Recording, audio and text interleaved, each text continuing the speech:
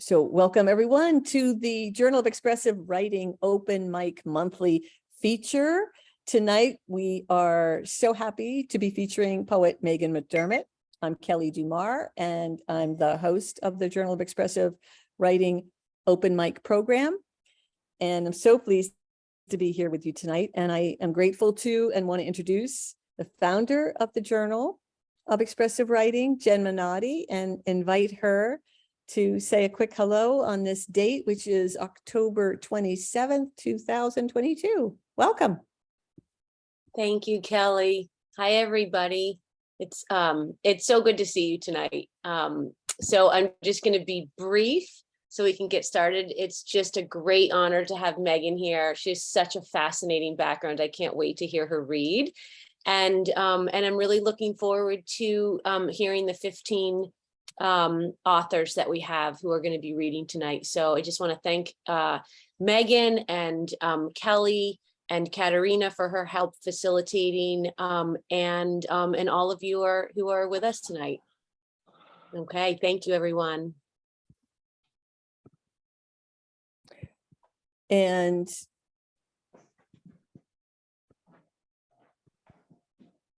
welcome, everybody. I'm so excited to introduce you to Megan McDermott and her writing, but we're going to take a little bit of a side trip very briefly, because I always like to open our event with a reading.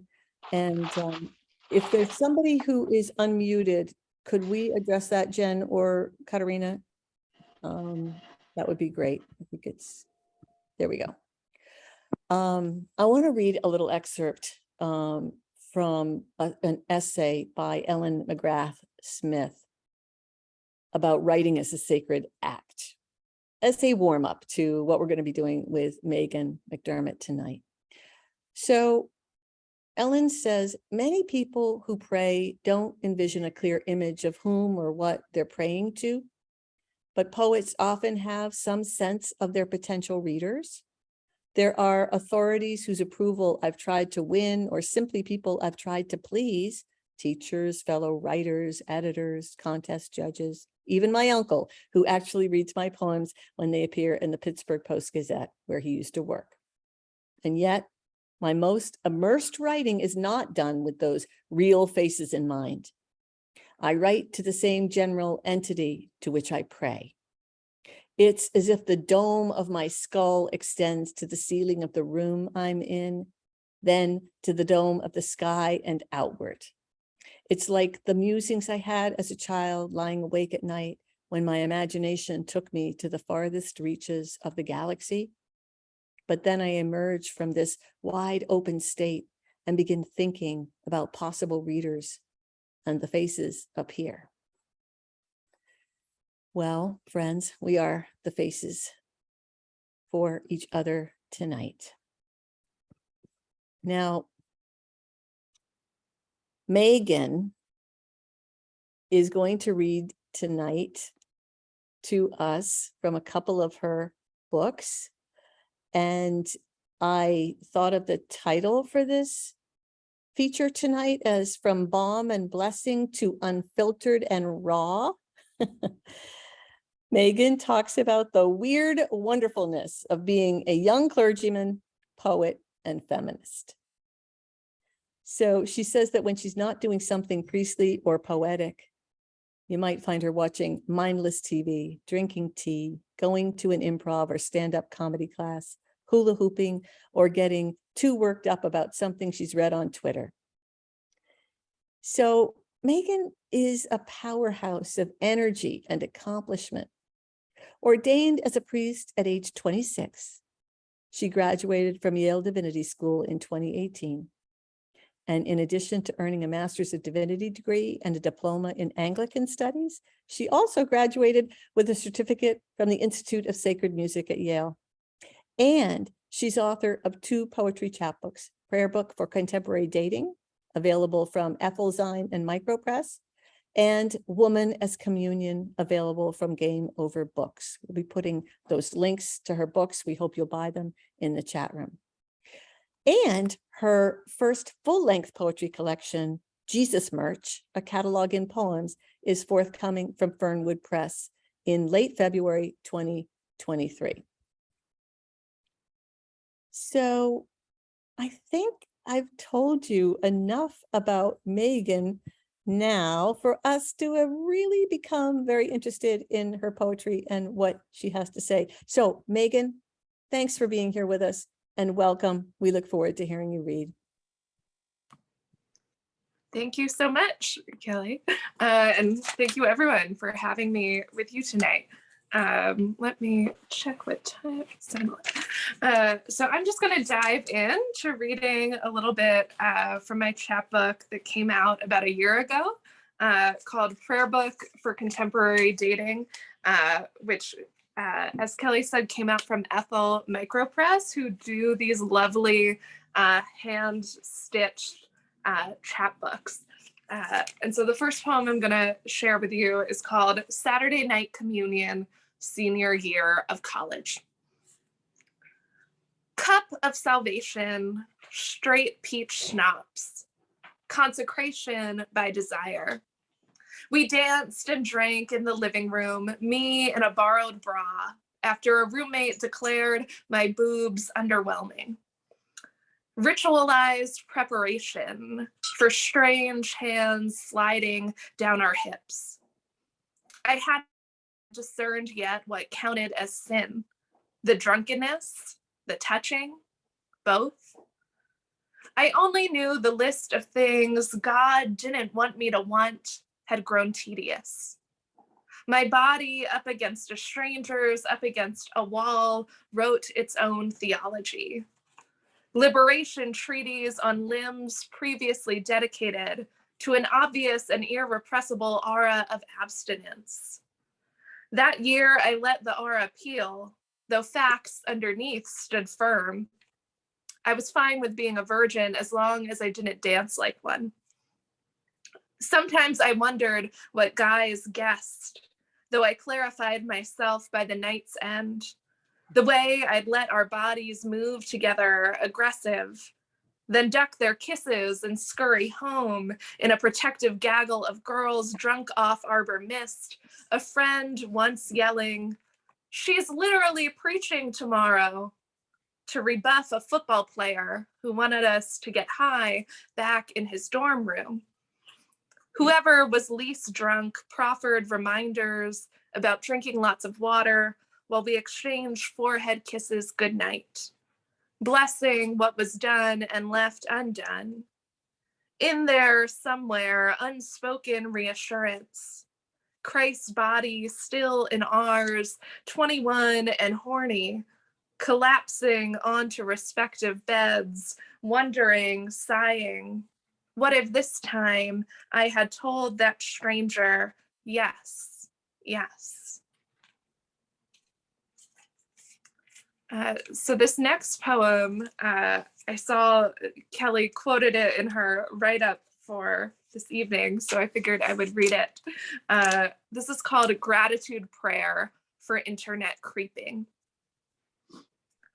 Thank God for the internet, both as a source of dates and a way to suss them out. Though to be honest, I only ever creep post-positive impression. Follow up to eye, maybe mouth to mouth encounter. That's possibly unsafe, but I know how judgy I can be. The way that written words so close to my heart when I deem them good can also sound alarms. So I save investigation for a few dates in, when I feel myself becoming more open than the shell that rolls its way to that first date coffee shop. Thank God for figuring out his last name before things go any further, because I may not believe anything I used to about sex, but enough fragments of purity rhetoric stick inside me that despite myself, I'd be ashamed if he stayed Luke 32 from Bumble. Thank God that he doesn't appear to still be married, that there's no alt-right incel Twitter account, that there's not one of the many things I don't let myself even imagine. Because if I let myself imagine, how would I ever get myself out the door? All the things I've actually known line up as proofs for the non-existence of love. So thank God I am still at a stage where good might be discovered as much as bad. For being in the before, no heartbroken yelp yet, no shoe lobbed at the back of my closet. And this next poem, and thank you all for your lovely comments in the chat. This next poem is called My First Boyfriend. My first boyfriend becomes my first boyfriend when I am 26 and 11/12 years old. My first boyfriend is 32 and has a 4-year-old daughter. My first boyfriend does not kiss me by the lockers. We kiss on a Sunday morning in his apartment when I'm wearing my clerical collar and have to run off to work. He does not take me to prom, but maybe he'll be my +1 at a wedding coming up, or I'll be his at a law school formal in the spring. My first boyfriend wonders if it's weird that I've never had a boyfriend while he has a child, custody arrangements. The answer is yes. The answer is sometimes I wonder what I missed, some carefree version of young love. But wouldn't that have needed a whole other me? Whether at 16 or a decade later, I always would have been scared shitless. Always would have found it incomprehensible, his desire matching mine. I think I'll do one more poem from the dating poems, and then I'll switch over to my newer chapbook. So this last poem from the dating chapbook is called Kissing Christians. A book at a used bookstore with Kissing Christians on its spine evokes things I know it's not about. Evokes my ex, who kissed me with my clergy collar on, no hesitation, even though I offered to change at work. Evokes couples who don't kiss until their wedding days. Evokes my 21-year-old self who would dance with boys, but would not kiss them because a kiss was something to preserve. Kissing Christians is complicated, at least for those told it's different than it is for others. Something more than lips, tongues, hands, and hair. Did Jesus care as I kissed that stranger on New Year's Eve? In one of those kisses that was really nothing more than body parts, and a desire to prove I wanted someone other than the one I still foolishly loved. There are books out there with answers, where Jesus tisks and shakes his head about how far I've fallen from days of careful repression. What if this book is the book that is different? And in it, Jesus kisses me on the cheek with the same flair I have after 2 drinks, like I might kiss one of my best friends, wanting to see them love, and if not that, live.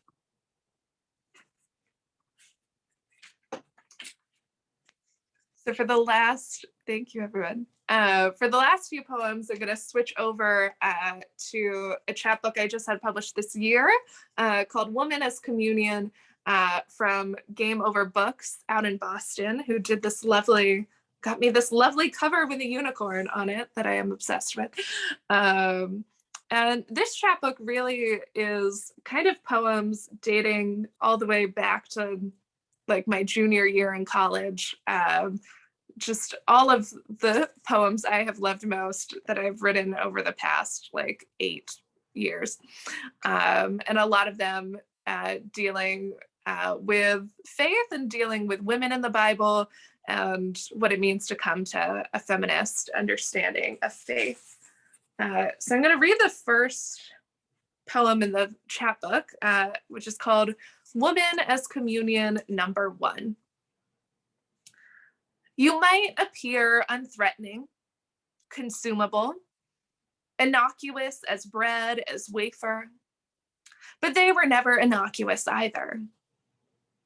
It is not wrong to want to offer yourself. The wrongness comes through those who misinterpret offering, who do not know that their stomachs will be struck with full body and gushing blood, that Imago Dei runs underneath and even in those curves. You will leave them kneeling, men in pews with begging prayers, realizing they could not contain you or tame you with their mouths. And Imago Dei, for reference, is just a theology term for the image of God. The next poem I wanted to share is called Eve Addressing the Serpent That Mirrors Her, as painted by Hieronymus Bosch. And there are a few poems in here that are inspired by the paintings of Bosch. You looked more like me than anything else I'd met yet, except for him. That chest like mine, cascade of blonde hair, fingers my size, wrapped around fruit someone unlike any of us forbade. Is familiarity why I said yes? Did I trust you like I trusted myself? And did I trust myself because nobody had told me not to yet? That's what they call sin, isn't it? A woman elevating her own voice. That is how we configure temptation.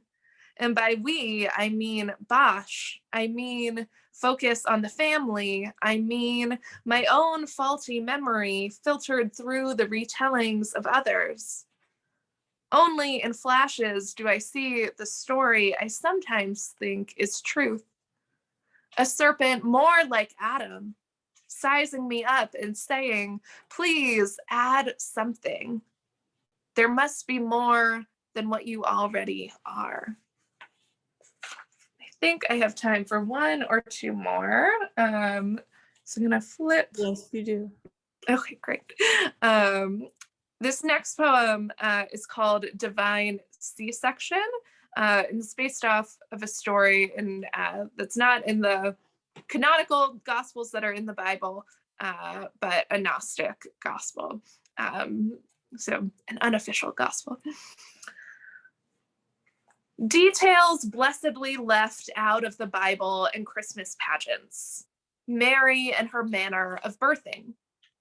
A Gnostic gospel declares cloud and cave followed by light. Baby appearing without gore. Skeptical midwife testing claims with fingers and leaving satisfied, meaning divine C-section? No, something still less bloody, Christ osmosis through immaculate skin.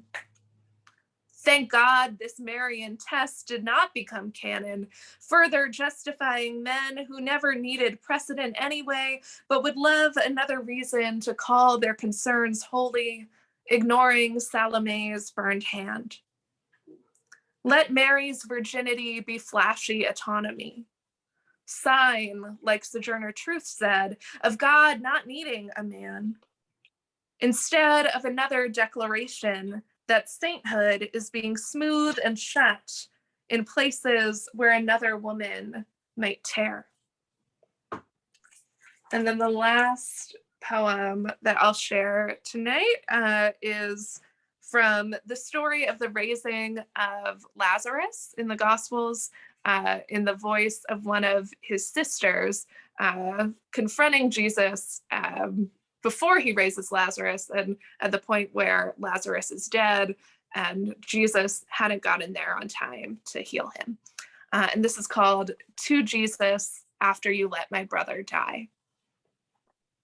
It's not like I didn't communicate my needs.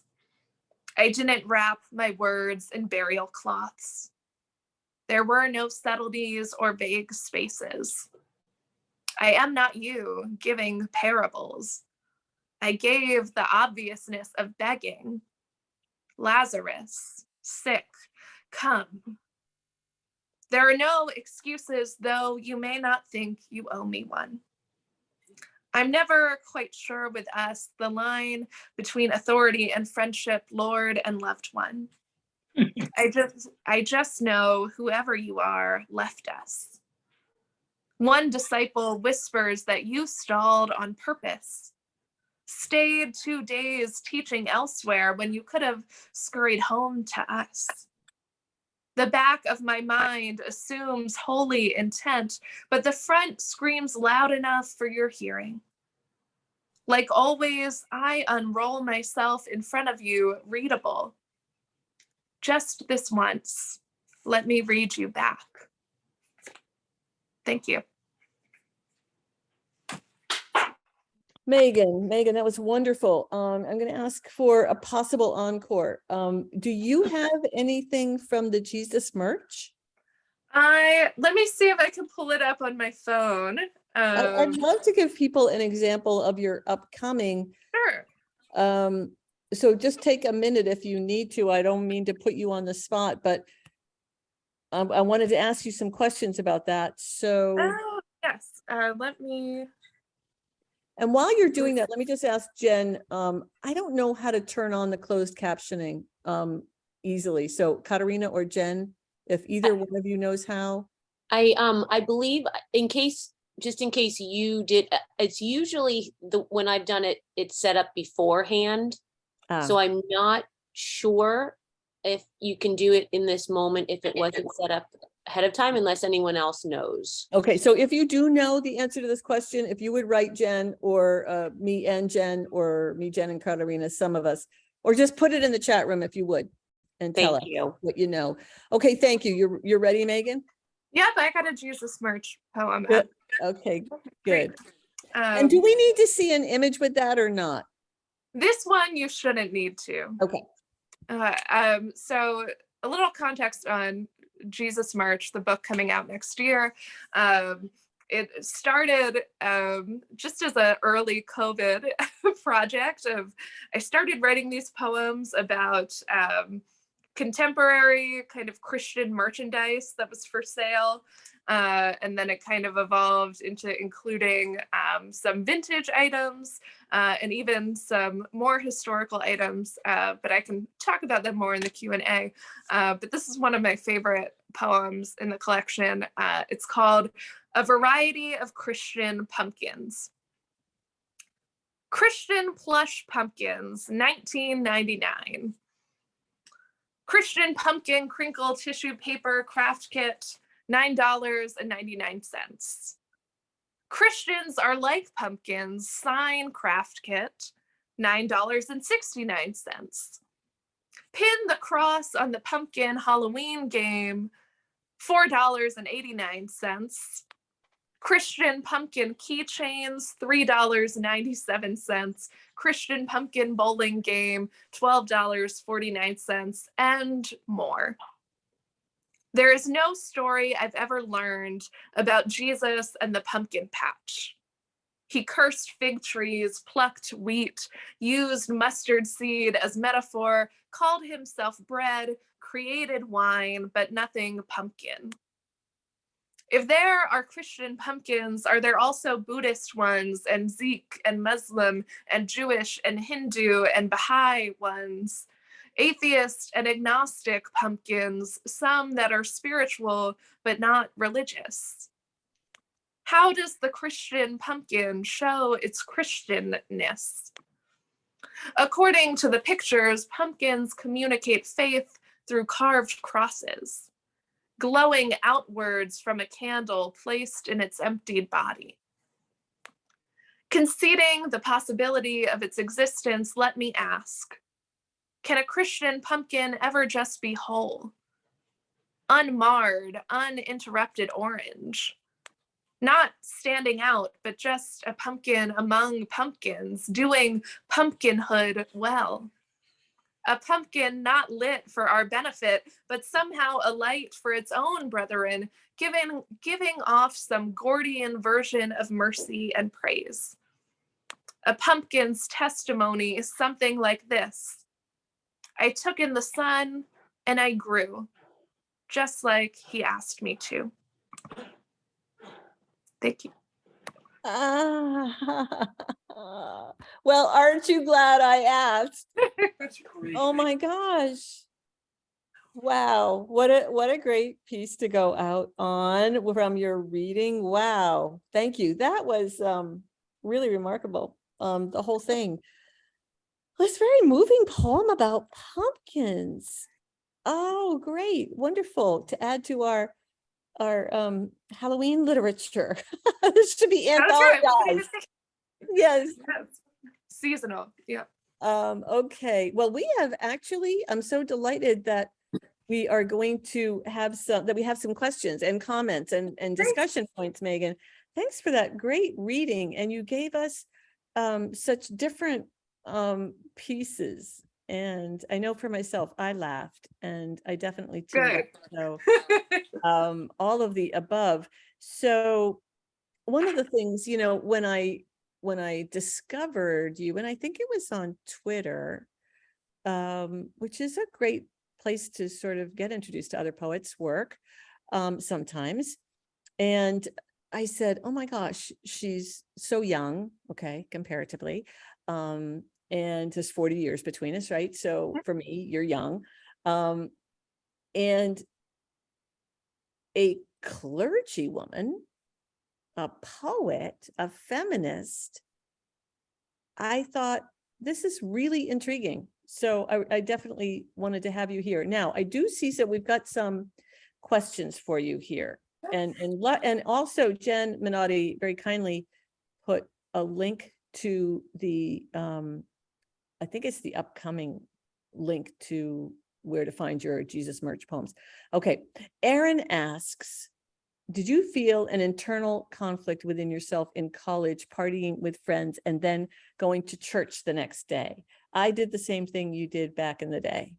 LOL. Yeah. So it's interesting because I think the poem that I opened with was really about, I think my friends, I had a group of friends who I think we really tried for a long time in college to like follow, for lack of a better word, follow the rules around us of like what it meant to be a good Christian. And I think we got fed up with it, right?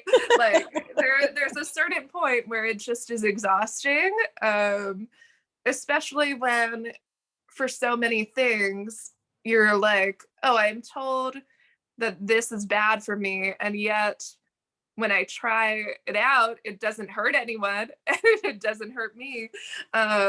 So I think there definitely was like struggle, which a lot of the other dating poems that I didn't read capture some of that feeling of struggle. But it's honestly one of the things I still makes me saddest about the church is that young people think because they like go out to a party that they like shouldn't be at church. I just think for me, for my concept of what Christianity means now, that so doesn't have anything to do with like the heart of faith or the heart of what it means to be a Christian. And yet people feel, right, like being a Christian is defined by not partying, not drinking, not swearing or whatever.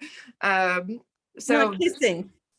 Yeah, not kissing in some conservative contexts. So I think for me, a lot of what the dating chapbook was just giving the most honest version I could of like what I think dating and romance and desire are really like, and to do that in religious language, because it's hard to have those conversations in religious spaces. I think people are often pressured not to tell the full truth of their experience or their desires.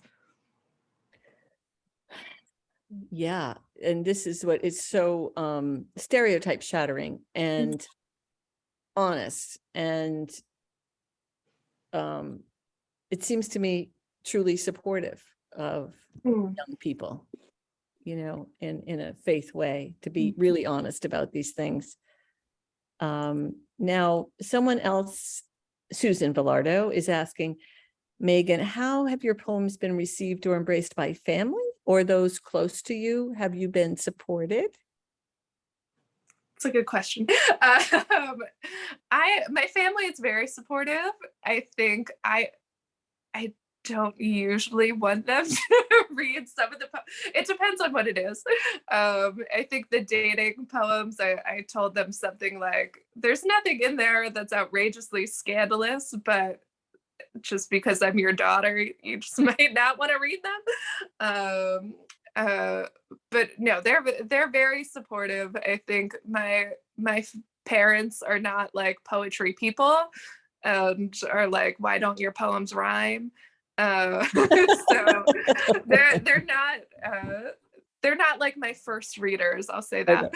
Okay. But they always have been really supportive of me kind of pursuing create the arts. And they had a daughter who told them, hey, I'm going to be a creative writing major, and they were okay with that. And then who came back and was like, oh, also I'm going to add a religion major, because that's also immensely practical. And we're very supportive of that too. So they're very supportive people, thankfully. So is that undergraduate, Megan, that you did creative writing and religion undergraduate before maybe you'd even made had a plan or an idea for Yale Divinity School? Yeah, so I went in purely kind of creative writing major focused on that. And then I started taking some religion classes thinking maybe I wanted a minor in that. And then I loved those classes more than I loved my creative writing classes. And eventually just decided, let me add that as a major. And had been thinking for a while about studying religion more in the academic sense. So that kind of all came before really thinking about ordination and ministry. Fascinating. And Adam is asking, regarding your Lazarus poem, how do you imagine the backstory of Jesus and Lazarus's sister? How much of you is in that dialogue, or what was the genesis of the poem?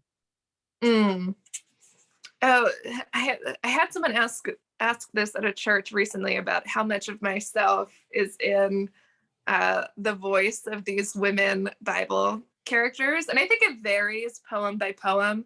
But I think this is one of the, there was a time period where I was writing a lot of sad poems about guys and dating, and I didn't like any of the poems. I felt like all of the poems were just coming off really mopey and sad. And I just thought, how do I take this emotion and make it something more compelling? And I decided that I was going to like find biblical stories that matched like the emotion I was feeling, and then kind of launch into this story from my own emotions. So I think this was a poem where I very consciously was coming at it both with the story in mind and something in my own life in mind. Funnily enough, I can't remember like what in my own life, like who I was mad at when I wrote this poem. But I think there is there's definitely, I think when I take on the voice of a woman in scripture, I think there's definitely some of me coming through for sure, and how I would feel in that circumstance and what I wish the Bible would get into and show us about that person for sure. And so I'm curious, well, I want to ask Hector's, I'll circle back to my question because Hector's is here and I want to make sure we get to that. But I want to circle back here. What is a good Christian, Hector asks, or bad Christian? Is this an individual personal question? Oh, that's a hard question. I don't know. I think for me, what I define as kind of being at the core of Jesus's message is to like love God and love our neighbor as ourselves. And ultimately that is kind of the calling, I think. Like, are we loving God and are we loving other people? And then I think there's a little sub thread in that of loving our neighbors as ourselves means also loving ourselves, and caring for ourselves. But I think also so much of how I understand the Christian message is that, like, we all mess up all the time, not all the time, but so much of the time. And so on some level, I think a lot of my faith and my understanding of it has shifted away from like, how should I be a good Christian, and into, I worship a God who I think is good and who has so much grace and compassion for me. And then how do I live because of that? Because I think, yeah, good and bad. It's, when I get into that binary, I'm like, I'm probably a bad Christian all the time.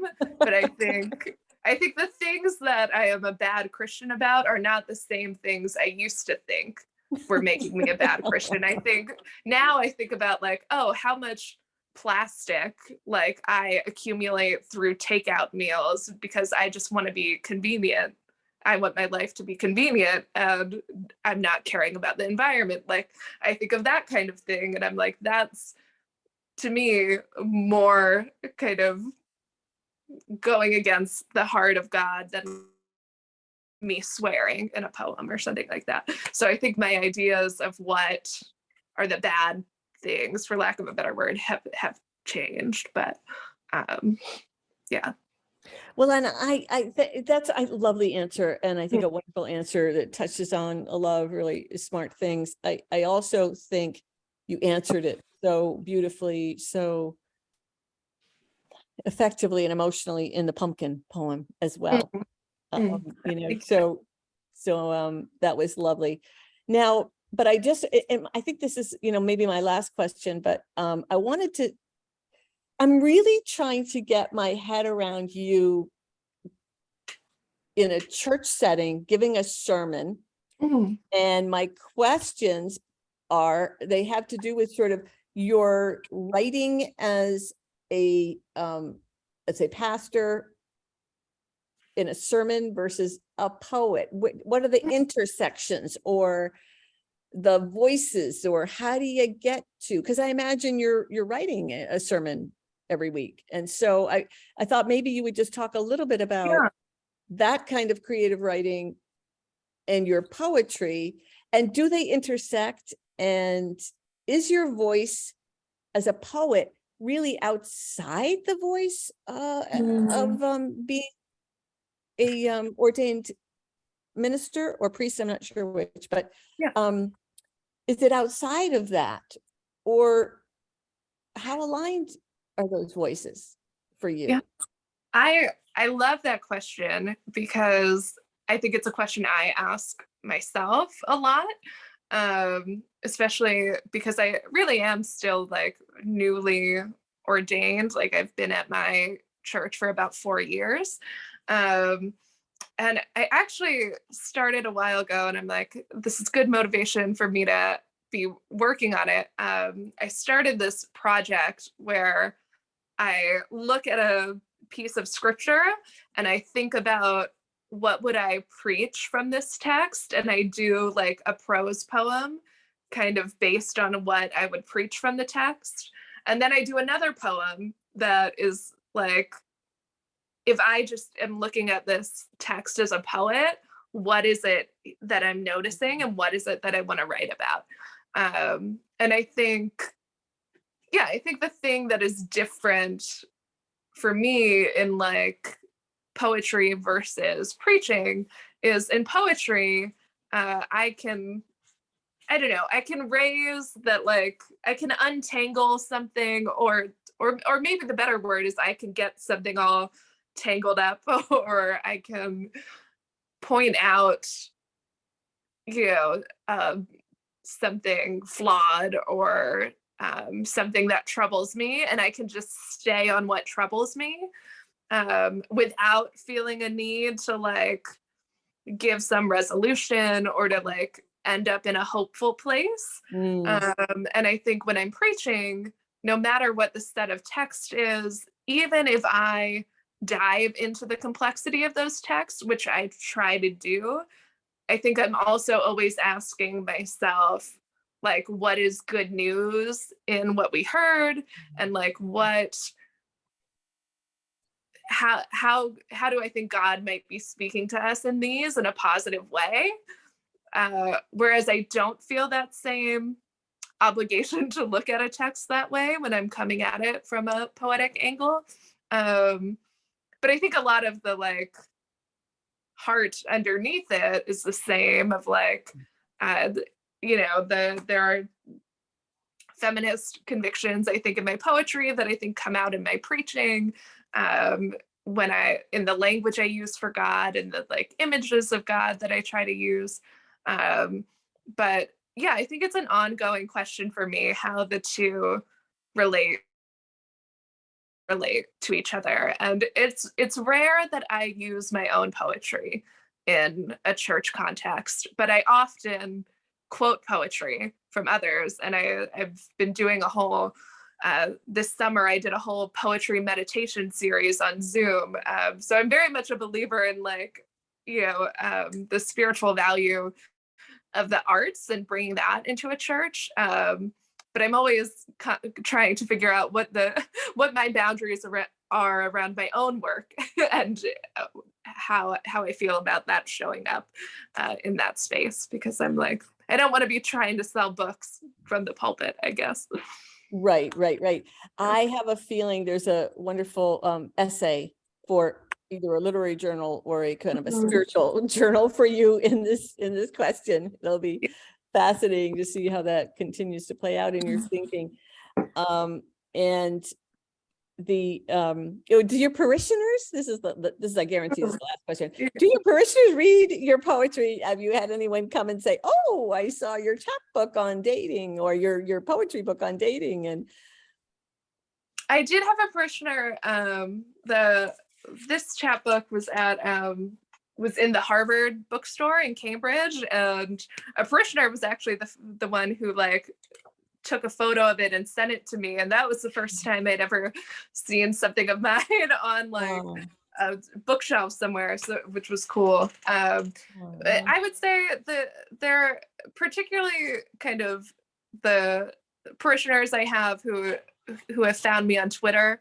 Some of them have read poems, and some who follow me on Facebook, they'll see individual poems. But I think for the most part, I did, especially like the dating chapbook and things like that, I don't think parishioners are really coming across it. They know that I'm a poet and things like that. And but that you're dating. yeah, and then I'm dating. I guess they do know that. Yeah, I've had parishioners see me on dates for sure. So, Megan, what a delight it's been to hear your poems, your beautiful reading, your great voice and delivery, and then to have all these questions answered. We could talk a lot longer, but we should get to the open mic. And thank you so much. There are, and to everyone for your comments and questions. Thank you. And your and there's comments in there in the chat room for you as well. So thank you again, and we will pause the recording or end the recording. Stop recording.